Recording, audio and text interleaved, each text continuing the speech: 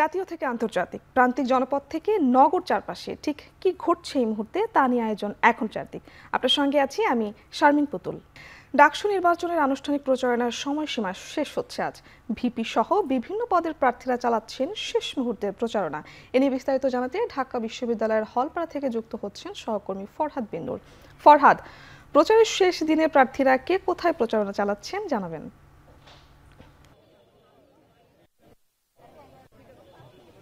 ধন্যবাদ পুতুল। আজকে যেহেতু প্রচারণার একদম শেষ দিন, 11তম দিন এবং শেষ দিন, আমরা দেখছি যে আজকে একদম পুরো ক্যাম্পাস যে উৎসবের আমেজ, এরকম উৎসবের আমেজ সবশেষ ঢাকা বিশ্ববিদ্যালয় কবে দেখেছে তা জানা নেই। তবে আমরা আজকে দেখছি এত বেশি উৎসব মুখর পরিবেশ এবং সবার মুখে মুখে হাসি এবং সবাই যে আনন্দমুখর পরিবেশে আসলে প্রচারণা চালাচ্ছে সেটি আসলে একটি দেখবার মতো এখানে পরিস্থিতি আমরা দেখছি। এবং আমরা এই মুহূর্তে যেখানে রয়েছি সেটি দেখছি আমরা জাতীয়তাবাদী ছাত্র দল তাদের যে ডাকসু এবং হলগুলোতে যারা হল সংসদগুলোতে যারা প্রার্থী হয়েছেন তাদেরকে এখানে শপথ বাক্য পাঠ করানো হবে।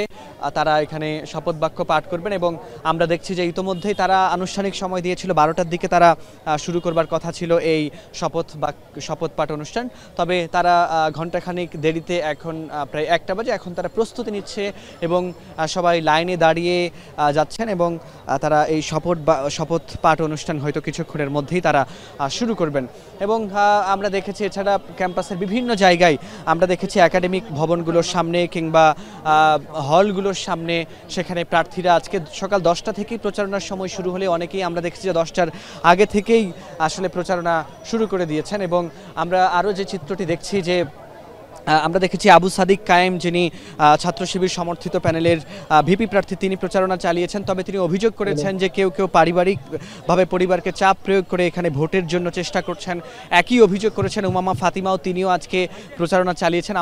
আমরা এখানে প্রচারণা চালাতে দেখেছি অন্যান্য প্রার্থীদেরকেও, তারাও প্রচারণা চালিয়েছেন এবং শেষ দিনের মতো করে সবাই আসলে এই যে আজকের যে প্রচারণার যুদ্ধ সেখানে নেমেছেন এবং শেষ দিনের মতো করে তারা প্রার্থীদের ভোটারদের কাছে তাদের প্রতিশ্রুতি তুলে ধরছেন। এবং এর মধ্য দিয়ে আজকে রাত 11টার দিকে শেষ হবে এই প্রচারণার সময় এবং আগামীকাল বন্ধ থাকবে প্রচারণা এবং আগামী 9 সেপ্টেম্বর সকাল 8টা থেকে বিকেল 4টা পর্যন্ত চলবে ভোট গ্রহণ। তো এই ছিল আমার কাছে ঢাকা বিশ্ববিদ্যালয় থেকে ডাকসু হল সংসদ নির্বাচনের প্রচারণার শেষ দিনের সবশেষ তথ্য। পুতুল। ঢাকা বিশ্ববিদ্যালয় থেকে ডাকসু নির্বাচনী প্রচারণার সবশেষ খবর জানাচ্ছিলেন সহকর্মী ফরহাদ বিন নূর। ভোট দেওয়ার জন্য পরিবারের মাধ্যমে ভয়ভীতি দেখানোর অভিযোগ করেছেন ডাকসু নির্বাচনে শিবির সমর্থিত ঐক্যবদ্ধ শিক্ষার্থী জোটের ভিপি প্রার্থী সাদিক কায়েম। এ সময় বিশ্ববিদ্যালয়ের প্রশাসন শুরু থেকে একটি ছাত্র সংগঠনের প্রতি একপেশে আচরণ করছে বলেও অভিযোগ করেন তিনি। তবে শিক্ষার্থীরা ডাকসুতে ব্যালট বিপ্লব ঘটিয়ে ষড়যন্ত্র রুখে দেবে বলেও হুঁশিয়ারি দেন এই ছাত্রনেতা। ডাকসু নির্বাচনের শেষ দিনের প্রচারণায় নেমে এসব কথা বলেন তিনি। এবং আমাদের অন্যান্য যে নারী প্রার্থীরা আছে তাদের বিরুদ্ধে ক্রমাগত সাইবার বুলিং হচ্ছে, তাদের বিরুদ্ধে স্ল্যাশ শেমিং হচ্ছে, তাদের বাড়িতে গিয়ে পরিবারকে হুমকি দেওয়া হচ্ছে। যারাই বিশ্ববিদ্যালয়ের শিক্ষার্থীদেরকে এই ধরনের প্রভাবিত করার চেষ্টা করবে, পরিবারকে হুমকি দিবে, তাদের বিরুদ্ধে বিশ্ববিদ্যালয়ের শিক্ষার্থীরা অবস্থান নেবে এবং তারা অবশ্যই সৎ, দক্ষ এবং যোগ্য প্রার্থীকে তারা বেছে নেবে বলে আমি বিশ্বাস করি।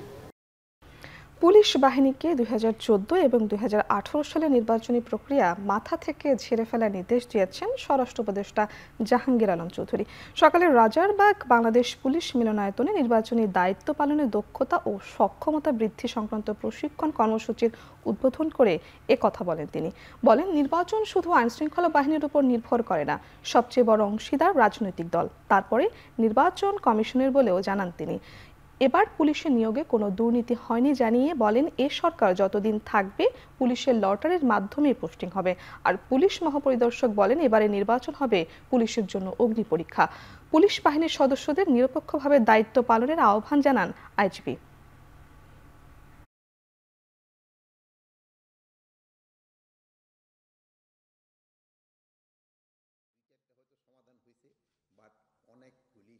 ফেব্রুয়ারি মাসে যে নির্বাচনটা হবে এটা যেন শান্তিপূর্ণ এবং উৎসবমুখর পরিবেশে হয়, এই জন্য আপনাদের সবার সাহায্য এবং সহযোগিতা দরকার এবং এই ব্যাপারে আপনাদের কোনো কার্পণ্য থাকবে না।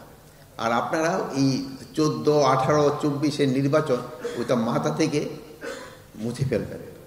আমাদের এই রিক্রুটমেন্টটা কিন্তু ইনশাআল্লাহ একেবারে ফেয়ার হয়েছে। একটা নামও কিন্তু আমাদের উপদেষ্টারও দেয় নাই, আমাদের মন্ত্রণালয় থেকে কেউ দেয় নাই। এই জন্য আপনারা কিন্তু রিক্রুটমেন্টটা খুব ভালোভাবে করতে পারছেন। ব্রাহ্মণবাড়িয়া 3 আসনের অন্তর্গত 2টি ইউনিয়নকে ব্রাহ্মণবাড়িয়া 2 আসনে অন্তর্ভুক্ত করায় প্রতিবাদে ঢাকা সিলেট মহাসড়ক অবরোধ করেছে বিক্ষুব্ধ জনতা। এতে যান চলাচল বন্ধ হয়ে তৈরি হয় তীব্র যানজট। এ নিয়ে আরও জানাতে চান্দুরা বাসস্ট্যান্ড থেকে যুক্ত হচ্ছেন সহকর্মী আজিজুল সঞ্চয়। সড়ক অবরোধে যানজটের দুর্ভোগ কতটা, দাবির বিষয়ে আন্দোলনকারীরা কি বলছেন জানাবেন। পুতুল, এই মহাসড়ক অবরোধের ফলে তীব্র যানজট তৈরি হয়েছে ঢাকা সিলেট মহাসড়কের ব্রাহ্মণবাড়িয়ার চান্দুরা পয়েন্টের যে দুই পাশে আসে, অর্থাৎ বিশেষ করে এই চান্দুরা পয়েন্ট থেকে আমার পূর্ব দিকে সেটি কিন্তু একেবারে হবিগঞ্জের মাধবপুর পর্যন্ত পৌঁছেছে এই যানজট। এছাড়া কিন্তু পশ্চিম দিকে সেটি একেবারে ব্রাহ্মণবাড়িয়া সদরের যে বিশ্ব রোড আছে সেখানে পর্যন্ত গিয়ে পৌঁছেছে এই যানজট। সব মিলিয়ে প্রায় দুই পাশে অন্তত 20 কিলোমিটার এলাকাতে তীব্র যানজট তৈরি হয়েছে। বেলা 11টা থেকে এই যানজটটি তৈরি হয়, যার ফলে কিন্তু এই যে দূর দূরান্তের যারা যাত্রী আছেন তারা কিন্তু চরম দুর্ভোগ পাচ্ছেন। আমরা বেশ কিছু যাত্রীর সঙ্গে কথা বলেছি, আমরা বাসের এবং বিভিন্ন যানবাহনের চালকদের সঙ্গে কথা বলেছিলাম। তারা কিন্তু বলছেন যে এই যে তারা এমনিতেই যেহেতু ঢাকা সিলেট মহাসড়কে যেই উন্নয়ন কাজ চলছে সেটির ফলে কিন্তু মহাসড়কের বিভিন্ন পয়েন্ট এমনিতেই তীব্র যানজট তৈরি হয়। এখন আবার এই মহাসড়কের অবরোধের ফলে যে যানজটটি তৈরি হয়েছে সেটি তাদের জন্য আসলে একেবারেই সীমাহীন দুর্ভোগের কারণ হয়ে দাঁড়িয়েছে। এবং তারা বলছেন যে এই যে কিছুদিন পর পর যে আন্দোলনের নামে এই যে মহাসড়কটি অবরোধ করা হয় সেটিতে আসলে তাদের যে দুর্ভোগ পোহাতে হয় এটি তারা একেবারে চিরস্থায়ী একটি সমাধান চান। এবং তারা বলছেন যে এই যে দাবি নিয়ে আসলে আন্দোলনকারীরা এখানে মহাসড়কে দাঁড়িয়েছেন, তারা যেন সেই দাবির বিষয়ে যেন সরকারের ঊর্ধ্বতন কর্তৃপক্ষ যেন আলোকপাত করেন এবং তারা যেন সেটি বিষয়ে একটি সমাধান দেয়, সেটির আসলে তারা দাবি জানিয়েছেন। প্রথম আমরা জানতে চেয়েছিলাম এই আন্দোলনকারী যারা আছেন, বিশেষ করে সর্বদলীয় সংগ্রাম পরিষদ এটির যিনি আহ্বায়ক আছেন ইমাম হোসেন, তার সঙ্গে আমি কথা বলেছিলাম। তিনি বলছেন যে এই ব্রাহ্মণবাড়িয়া 3 আসনের অন্তর্গত বিজয়নগরের 2টি ইউনিয়ন অর্থাৎ চান্দপুর 2টি ইউনিয়নকে নির্বাচন কমিশনের যে আসন সীমানা পুনর্বিন্যাসের যে এটি কিন্তু ব্রাহ্মণবাড়িয়া 2 আসনে অর্থাৎ সরাইল আসন অন্তর্ভুক্ত করা হয়েছে এবং এটির প্রতিবাদে আসলে তারা এই অবরোধটি তারা করেছেন। এবং তারা বলছেন যে এই তাদের যে অবরোধ কর্মসূচি সেটি কিন্তু চলমান থাকবে এবং যদি নির্বাচন কমিশন থেকে আসলে এই সিদ্ধান্তটি যদি বাতিল করা না হয়, অর্থাৎ বুধুন্দি এবং চান্দুরাকে যদি ব্রাহ্মণবাড়িয়া 3 আসনে পুনর্বহাল না করা হয়, সেক্ষেত্রে তারা আজকে মহাসড়ক অবরোধ করেছেন এবং তাদের পরবর্তী যে কর্মসূচি সেটি হচ্ছে যে তারা ঢাকা চট্টগ্রাম রেলপথ অবরোধ কর্মসূচি করবে। এছাড়া যেই নৌবন্দরের যে নৌপথ আছে সেটি কিন্তু তারা অবরোধের ঘোষণা তারা দিয়েছেন। এবং ইমাম হোসেন বলছেন যে তারা অখণ্ড বিজয়নগরকে সমুন্নত রাখতে তারা যে কোনো ধরনের আন্দোলন কর্মসূচি তারা চালিয়ে যাবেন। পাশাপাশি তারা এরপরে তারা যে আসলে যেই আইনি লড়াই যেটি আছে সেটিও কিন্তু তারা চালিয়ে যাওয়ার ঘোষণা দিয়েছেন। সব মিলিয়ে বলা যেতে পারে পুতুল, এই যে মহাসড়কের অবরোধের কারণে কিন্তু যে যাত্রীরা আছেন তারা কিন্তু সীমাহীন দুর্ভোগে পড়ছেন এবং তারা দ্রুত আসলে এই অবরোধটি প্রত্যাহার করে নেওয়ার কিন্তু তারা দাবি জানিয়েছেন। তবে আমরা এখানকার যারা পুলিশ প্রশাসন তাদেরকে দেখেছি আসলে তারা আন্দোলনকারীদেরকে তারা বুঝিয়ে চেষ্টা করছেন, কিন্তু আসলে আন্দোলনকারীরা তারা বলছেন যে প্রশাসন থেকে যদি আশ্বাস না আসে সেক্ষেত্রে কিন্তু তারা অবরোধটি তুলবেন না। তো পুতুল, আমার কাছে এই ছিল ব্রাহ্মণবাড়িয়ার চান্দুরা থেকে যে যানজট সংক্রান্ত যে দুর্ভোগ সেই সংক্রান্ত সবশেষ খবর।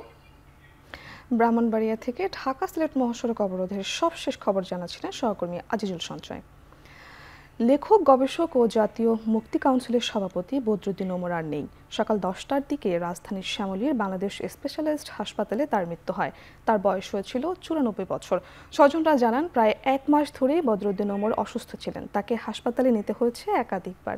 আজ সকালে তিনি অসুস্থ হয়ে পড়লে আবার হাসপাতালে নেওয়া হয়। সেখানে নেওয়ার পর চিকিৎসকরা তাকে মৃত ঘোষণা করেন। বদরুদ্দিন ওমর লেখক, গবেষক ও বামপন্থী রাজনৈতিক। 2061 সালে যুক্তরাজ্যের অক্সফোর্ড বিশ্ববিদ্যালয় থেকে তিনি দর্শন, রাজনীতি ও অর্থনীতির বিষয়ে ডিগ্রি নিয়ে দেশে ফিরে আসেন। পরবর্তীতে 1963 সালে রাজশাহী বিশ্ববিদ্যালয়ের সমাজবিজ্ঞান বিভাগ প্রতিষ্ঠা করেন। তার লেখা পূর্ব বাংলার ভাষা আন্দোলন ও তৎকালীন রাজনীতি ভাষা আন্দোলনের উপর প্রথম গবেষণা গ্রন্থ। বাংলাদেশ কৃষক ফেডারেশনের সভাপতি এবং গণতান্ত্রিক বিপ্লবী জোটের কেন্দ্রীয় সমন্বয়কারী ছিলেন তিনি।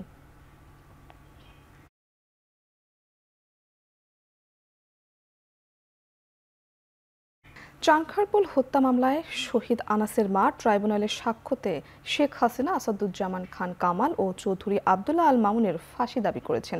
বিচারপতি গোলাম মর্তুজা মজুমদারের নেতৃত্বে 3 সদস্যের ট্রাইব্যুনাল এই শহীদ আনাসের মা সানজিদা খান দীপ্তি ছেলে হত্যার বিচার চেয়ে এই সাক্ষ্য দেন। ট্রাইব্যুনালে সাক্ষ্য দিতে গিয়ে তিনি কান্নায় ভেঙে পড়েন। এর আগে 8 জন এই মামলায় সাক্ষী দিয়েছেন। সাক্ষীতে আনাসের বাবাও সাক্ষ্য প্রদান করেন। তিনি তার সাক্ষীতে আনাসের লিখে যাওয়া চিঠি পড়ে শোনান। এই মামলায় পুলিশের 4 সদস্যের শাস্তি দাবি করেন আনাসের মা। 2024 সালের 5 আগস্ট চানখারপুলে শিক্ষার্থী আনাস সহ 6 জন পুলিশের গুলিতে নিহত হন।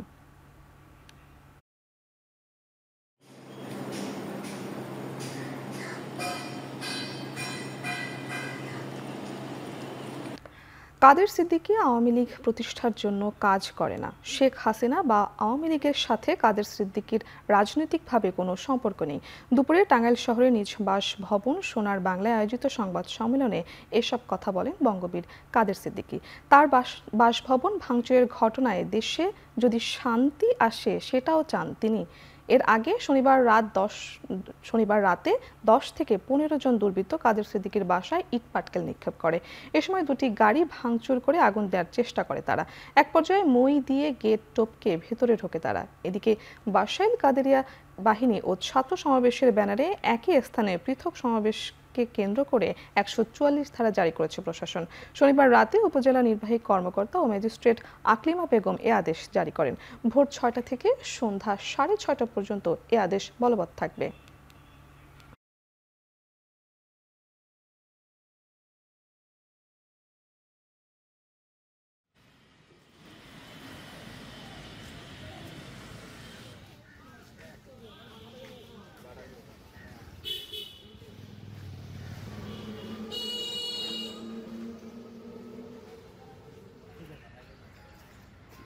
আমার দীর্ঘ 26 বছর আমরা নতুন দল করেছি, রাত দিন সংগ্রাম করেছি।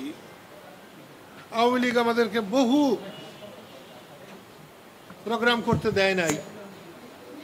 তারপরেও যদি সবাইকে স্বাধীনতার দোসর বানানো হয়, স্বাধীনতার দোসর না আওয়ামী লীগের দোসর বানানো হয়, তাহলে তো আমি মনে করব বৈষম্য বিরোধী আন্দোলনকে ব্যর্থ করার জন্য, ধ্বংস করার জন্যে কোনো ষড়যন্ত্র কিনা। গত রাত 12:30টার দিকে এই বাসায় হামলা হয়েছিল। আপনার এই 15-20 জন লোক, এই 3 জন লোক তো ভিতরেও চলে আসছিল। এই গাড়ি কোবাইছে, গেট কোবাইছে।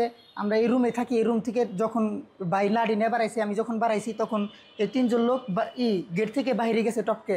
গেটের বাইরে যায় বিগত 15-20 মিনিট এই ইট পাটকেল দিয়ে ঢালাইছে ভাই, ইট পাটকেল ঢালাইছে। পরে আমরা কোনো উপায় না পেয়ে আমরা উপরে সেফটির জন্য চলে গেছিলাম। বগুড়া শহরের দত্তবাড়ি এলাকায় একটি ফিলিং স্টেশন থেকে ক্যাশিয়ারের গলার কাটা মরদেহ উদ্ধার করেছে পুলিশ জানায় শনিবার রাত 11টায় প্রতিদিনের মতো হিসাব নিকাশ শেষে শতাব্দী ফিলিং স্টেশনের অন্য স্টাফরা চলে গেলেও হেলাল এবং রতন মিয়া পাম্পে থেকে যায়। রোববার রাত 12টার পর কোনো এক সময় হেলালকে চাকু দিয়ে হত্যা করা হয় বলে জানিয়েছে পুলিশ। মরদেহের পাশ থেকে একটি চাকু উদ্ধার করা হয়েছে, তবে হত্যার পর থেকে রতন মিয়া পলাতক। সকালে পুলিশ ঘটনাস্থলে গিয়ে মরদেহ উদ্ধার করে মর্গে পাঠায়। নিহত হেলাল হোসেন সিরাজগঞ্জ সদরের পিপুলবাড়িয়া এলাকার বাসিন্দা।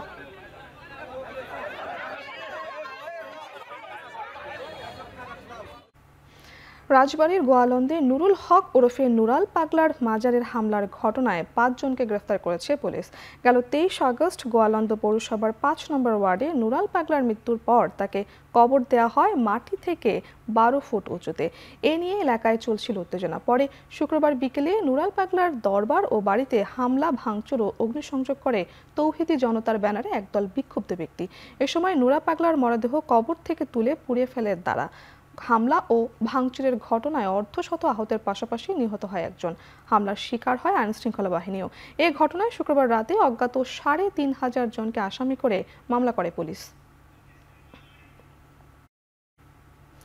মব জাস্টিসের বিরুদ্ধে শুধু বিবৃতি নয়, মবকারীদের গ্রেপ্তার এবং বিচারও করছে সরকার। এ কথা বলেছেন পরিবেশ উপদেষ্টা সৈয়দ রেজাওয়ানা হাসান। সকালে রাজধানীর কারওয়ান বাজারে গণমাধ্যম সংস্কার কমিশনের প্রতিবেদনের বিভিন্ন দিক নিয়ে বিজিসি আয়োজিত এক সেমিনারে এ কথা বলেন তিনি। কখন হয় বলেন, যখন সিস্টেমের উপর মানুষের ভরসাটা কমে যায়, যখন বিচার বিভাগে গিয়ে মানুষ মনে করে যে সে প্রতিকার পাবে না।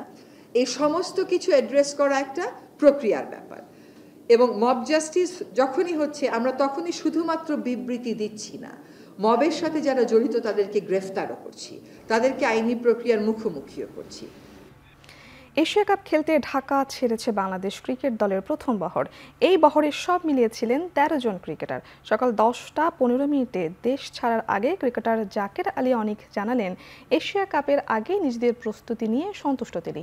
কাউকে জবাব দেওয়ার জন্য নয়, মূলত চ্যাম্পিয়ন হবার লক্ষ্যেই খেলবে বাংলাদেশ। আসন্ন এশিয়া কাপ চলবে ৯ সেপ্টেম্বর থেকে ২৮ সেপ্টেম্বর পর্যন্ত। ১১ সেপ্টেম্বর হংকংয়ের বিপক্ষে ম্যাচ দিয়ে মিশন শুরু হবে বাংলাদেশের। বি গ্রুপে তাদের অপর দুই পক্ষ আফগানিস্তান ও শ্রীলঙ্কা। টুর্নামেন্টের ১৯টি ম্যাচের মধ্যে ১১টি হবে দুবাইয়ে, বাকি ৮টি আবুধাবিতে। উদ্বোধনী ম্যাচটি হবে আবুধাবিতে আর ফাইনাল হবে দুবাইয়ে।